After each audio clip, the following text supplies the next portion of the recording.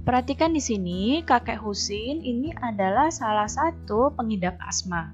Jika udara sedang dingin, beliau akan kesulitan bernapas. Kakek Husin biasanya segera menyemprotkan obat ke dalam tenggorokannya agar dapat kembali bernapas dengan lega. Organ pernapasan manusia itu dapat terserang penyakit. Salah satunya asma seperti tadi. Terdapat beberapa penyebab penyakit yang berasal dari dalam tubuh maupun dari luar tubuh manusia.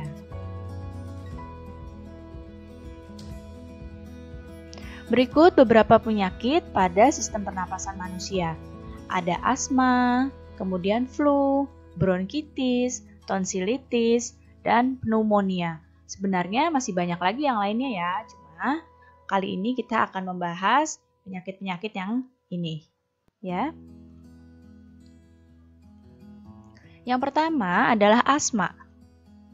Asma adalah penyumbatan saluran pernapasan yang disebabkan oleh alergi seperti debu, udara dingin, rambut, bulu, atau bisa juga karena kelelahan. Asma ini gejalanya dadanya terasa sesak, batuk, napas terasa berat, dan napasnya berbunyi. Pengobatan untuk asma dapat dilakukan dengan memberikan inhaler. Jadi, inhaler itu merupakan alat untuk memasukkan obat ke dalam saluran pernapasan secara langsung dengan dihisap melalui mulut.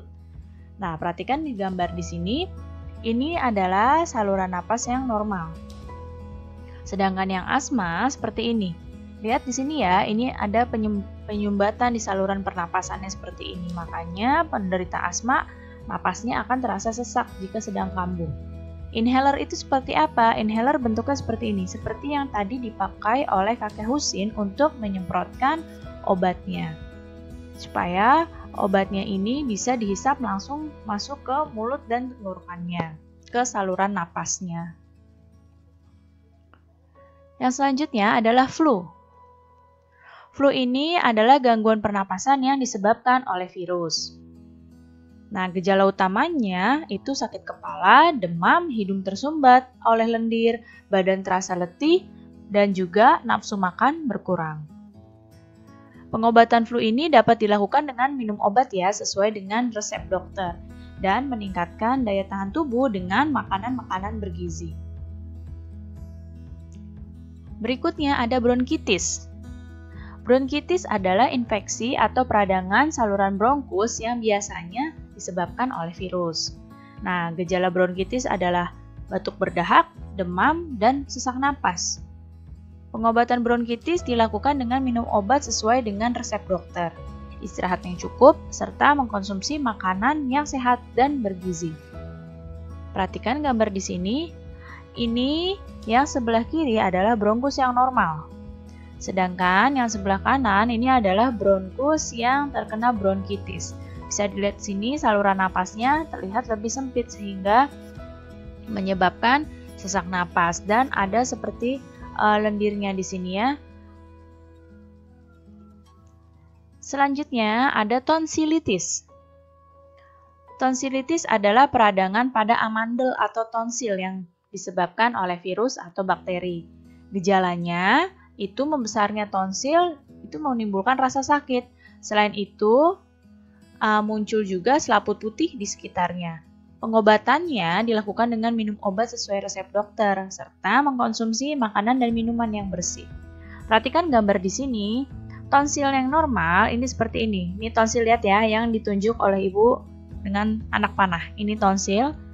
Ini yang normal seperti ini tonsilnya. Tapi pada tonsilitis, tonsilnya meradang membengkak seperti ini. Dan ada muncul selaput putih. Lihat sini seperti ada bintik-bintik putih. Ini adalah selaput putih yang muncul ketika seseorang terkena tonsilitis. Jadi selain membengkak, meradang, ini juga muncul seperti selaput putih di sekitar tonsilitis ini. Di sekitar tonsilnya ya, yang seperti ini namanya tonsilitis. Ini yang normal. Yang perhatikan panahnya, ini tonsil yang normal. Yang ini tonsil yang terkena tonsilitis. Berikutnya pneumonia. Pneumonia adalah peradangan pada bronkiolus dan alveolus karena bakteri Streptococcus pneumoniae. bisa juga karena virus atau jamur.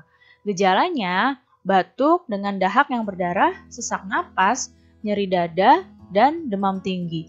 Pengobatan pneumonia dilakukan dengan minum obat sesuai dengan resep dokter. Perhatikan di sini, ini adalah alveolus yang normal. Seperti ini, alveolus yang normal tidak hanya berisi udara saja, tapi pada alveolus yang terkena pneumonia, di sini ada seperti cairan di dalam alveolusnya.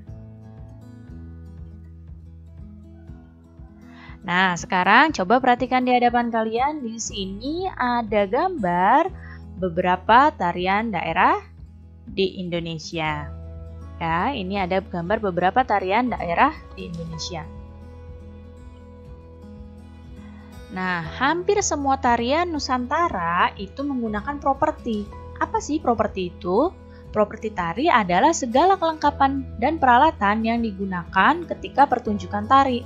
Jadi saat pertunjukan tari, kalau ada kelengkapan dan peralatan yang digunakan, itu namanya properti. Nah, properti tari merupakan salah satu unsur pelengkap dalam sebuah tarian, supaya tariannya terlihat lebih indah. Apa sih fungsinya properti tari? Yang pertama, penari dapat menyampaikan ide dan makna gerakan tarian agar lebih mudah dipahami oleh penonton. Yang kedua, fungsinya properti tari adalah pelengkap busana tarian. Yang ketiga, fungsinya properti tari itu menghidupkan karakter tokoh yang dibawakan oleh penari tersebut. Dan yang keempat, menambah keindahan dalam tarian.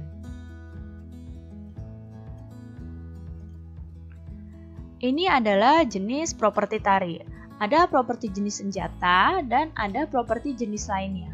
Properti jenis senjata itu seperti pedang, keris, tombak, rencong, busur, anak panah, dan sebagainya. Tentu saja senjata yang digunakan sebagai properti tari itu bukan senjata sungguhan, tapi hanya senjata rekayasa. Ya, jadi bukan senjata sungguhan. Hanya senjata yang digunakan sebagai properti untuk memperindah tarian-tarian tersebut. Dan kemudian ada properti jenis lainnya, seperti contohnya topeng, piring, selendang, payung, lilin, tongkat, dan sebagainya. Nah, perhatikan gambar di sini. Ini ada beberapa tarian. Ini ada tari topeng. Perhatikan di sini propertinya, lihat anak panahnya ya. Ini propertinya adalah topeng. Di sini propertinya ada topeng dan juga ada selendang. Kemudian ini ada tari gambyong. Tari gambyong ini propertinya adalah selendang. Jadi untuk memperindah tariannya itu menggunakan selendang. Dan di sini ada tari piring. Tari piring propertinya adalah piring-piring ini yang digunakan oleh penari.